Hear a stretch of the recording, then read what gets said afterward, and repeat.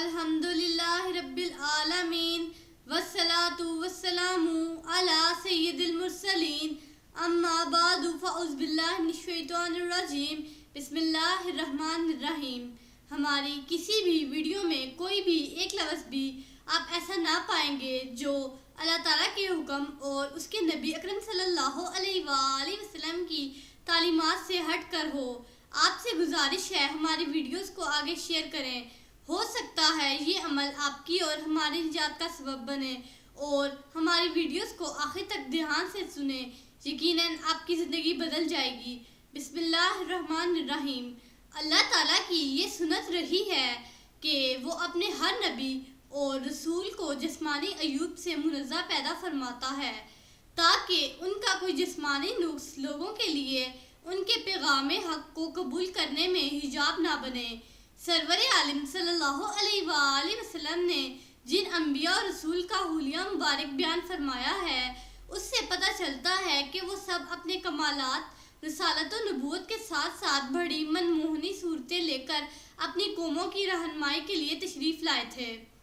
حضرت سید بن المسیب رضی اللہ تعالیٰ عنہ سے مروی ہے کہ رسول اللہ صلی اللہ علیہ وآلہ وسلم نے اپنے صحابہ کے سامنے حضرت ابراہیم، حضرت موسیٰ علیہ السلام اور حضرت عیسیٰ علیہ السلام کا حلیہ بیان فرمایا۔ میں نے کوئی آدمی نہیں دیکھا جو تمہارے نبی کریم صلی اللہ علیہ وآلہ وسلم سے زیادہ حضرت ابراہیم علیہ السلام سے مشابہت رکھتا ہو، اور نہ کوئی ایسا آدمی دیکھا ہے جو حضرت ابراہیم علیہ السلام سے زیادہ تمہارے نبی کے ہم شکل ہو۔ اور موسیٰ علیہ السلام گردن گوش، سرخی مائل، طویل القامتہ، چھریرے بدن والے تھے، ان کے بال گھنگریالے اور ناک اونچی تھی، گویا وہ بنی ازد کے ایک قبیلہ شنو کے ایک مرد تھے۔ رہے حضرت عیسیٰ علیہ السلام تو آپ کی رنگت سرخ تھی، آپ کا قد درمیانہ تھا، آپ کے بال سیدھے تھے، چہرے پر تل تھے، گویا ابھی حمام سے باہر نکلے ہیں، سر پر پانی کے قطرے معلوم ہوتے تھے، حالانکہ وہاں پانی کا نشان بھی نہ تھا۔ تمہارے مردوں میں سے عروہ بن مسعود شکل و صورت میں ان کے مشابہ ہیں۔ حضرت انس بن مالک خادم رسول اللہ صلی اللہ علیہ وآلہ وسلم روایت کرتے ہیں کہ حضور نبی کریم صلی اللہ علیہ وآلہ وسلم نے فرمایا کہ اللہ تعالیٰ نے کوئی نبی مبعوث نہیں فرمایا مگر خوبصورت چہرے والا، دلکش آواز والا، اور تمہارے نبی کا چہرہ سب سے زیادہ خوبصورت اور ان کی آواز سب سے زیادہ دلکش ہے، صلی اللہ علیہ وآلہ وسلم۔ یہ ایک مسلمہ حقیقت ہے کہ دعوت دینے والے کی جسمانی ساخت کی دلکشی، اعضاء کا تناسب، چہرے کے خد و خدال کی دل آویزی اور نگاہوں کی حیا آمیزی اس کی دعوت کو دلوں کی گہرائیوں تک پہنچانے میں ایک فیصلہ کن کردار انجام دیتی ہے۔ قسام میں ازل جو حکیم بھی ہے اور علیم بھی ہے، جتنی بڑی دعوت کی ذمہ داری کسی کو تفویض کرتا ہے، ظاہری حسن و جمال سے بھی اتنا خط و افراز داعی کو ارزانی فرما دیتا ہے۔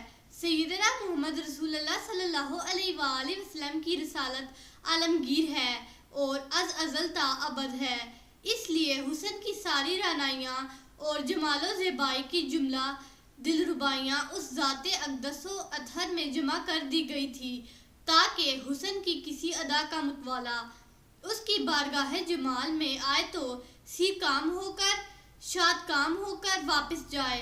زمانہ کے بدلنے سے حسن و جمال کے معیار بدلتے رہیں، حالات کے تغیر کے ساتھ پسند و ناپسند کے پیمانوں میں تبدیلی آتی رہے، لیکن یہاں جو بھی حاضر ہوگا، جب بھی حاضر ہوگا، آپ کے حسرت زدہ دل کی ہر حسرت پوری کر دی جائے گی، کسی کو مایوسی کا سامنا نہیں کرنا پڑے گا۔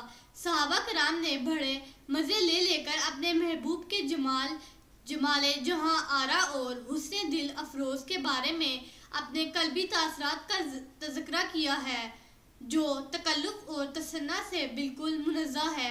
اس حسن سرمدی کی جلوہ سامانیہ تو رہی اپنی جگہ، ان پاکیزہ جلووں کے بارے میں ان کے بے لاگ تاثرات پڑھ کر ہی انسان پر مستی کی کیفیت طاری ہو جاتی ہے۔ حضور پر نور داعی حق صلی اللہ علیہ وآلہ وسلم کی دعوت کا چرچا جزیرہ عرب کے گوشہ گوشہ میں گونجنے لگا۔ اس دعوت کے دشمنوں نے کون سا ایسا بہتان تھا جو آپ نور مجسم صلی اللہ علیہ وآلہ وسلم پر نہیں لگایا؟ اسلام اور پیغمبر اسلام کے خلاف ایک مہم تھی جو تند و تیز آندھی کی طرح دور افتادہ صحرا نشین قبائل کے قلوب و اذہان کو بھی پرانگدہ کر رہی تھی۔ انہی دنوں ایک عرابی کی حضور صلی اللہ علیہ وآلہ وسلم سے اچانک ملاقات ہو گئی۔ حضور صلی اللہ علیہ وآلہ وسلم کے دلکش اور پر نور چہرہ کو دیکھ کر وہ عرابی مسحور ہو کر رہ گیا۔ اسے یارائے ضبط نہ رہا، پوچھنے لگا آپ کون ہیں؟ حضور صلی اللہ علیہ وآلہ وسلم نے جواب میں اپنا نام نامی لیا۔ بدو کہنے لگا اچھا آپ وہی محمد ہیں جسے قریش نعوذ باللہ کذاب کہتے ہیں؟ حضور صلی اللہ علیہ وآلہ وسلم نے فرمایا ہاں میں وہی ہوں۔ وہ بدو بے ساختہ کہہ اٹھا لیسا ھذا بوجہ کذاب، یہ ضیاء چہرہ کسی جھوٹے کا تو ہرگز نہیں ہو سکتا۔ بھلا آپ یہ تو بتائیں کہ آپ کس چیز کی دعوت دیتے ہیں؟ حضور صلی اللہ علیہ وآلہ وسلم نے دین اسلام کی حقیقت بیان فرمائی۔ اس نورانی چہرہ کو دیکھ کر اور اس نورانی بیان کو سن کر وہ عرابی مشرف باسلام ہو گیا۔ حضرت انس رضی اللہ تعالیٰ عنہ سے مروی ہے، آپ فرماتے ہیں کہ میں نے کوئی مشک اور عنبر ایسا نہیں سونگا جس کی خوشبو حضور صلی اللہ علیہ وآلہ وسلم کی مہک سے زیادہ عطر بیز ہو۔ حضرت جابر بن سمرہ رضی اللہ تعالیٰ عنہ سے روایت کرتے ہیں حضور صلی اللہ علیہ وآلہ وسلم نے اپنا دست مبارک میرے چہرے پر پھیرا، میں نے اس کی ٹھنڈک اور خوشبو محسوس کی، گویا ابھی حضور صلی اللہ علیہ وآلہ وسلم نے اپنے دست مبارک کو عطار کی عطردانی سے باہر نکالا ہے۔ صحابہ فرماتے ہیں کہ حضور صلی اللہ علیہ وآلہ وسلم جس کسی سے مصافحہ فرماتے دن بھر اس کے ہاتھوں سے خوشبو آتی رہتی تھی، اور جب کسی بچے کے سر پر ہاتھ پھیرتے تو اپنی مخصوص مہک کی وجہ سے وہ دوسرے بچوں سے ممتاز ہوا کرتا تھا، اور اسے بآسانی پہچان لیا جاتا تھا کہ اس خوش نصیب کے سر پر آقائے دو جہان صلی اللہ علیہ وآلہ وسلم نے اپنا دست شفقت رکھا ہے۔ حضور صلی اللہ علیہ وآلہ وسلم خوشبو لگاتے یا نہ لگاتے، خوشبو کی لپٹیں مبارک ہاتھوں سے اٹھتی رہتی۔ ایک دن رسول اللہ صلی اللہ علیہ وآلہ وسلم نے حضرت انس کے گھر میں قیلولہ فرمایا۔ حضور صلی اللہ علیہ وآلہ وسلم کو پسینہ آ گیا۔ حضرت انس کی والدہ ایک شیشی میں پسینہ کے قطرے جمع کرنے لگی۔ حضور صلی اللہ علیہ وآلہ وسلم نے پوچھا کیا کر رہی ہو؟ عرض کی ان قطروں کو میں اپنی خوشبو میں ملاؤں گی اور یہ تمام خوشبو سے بہترین خوشبو ہو جائے گی۔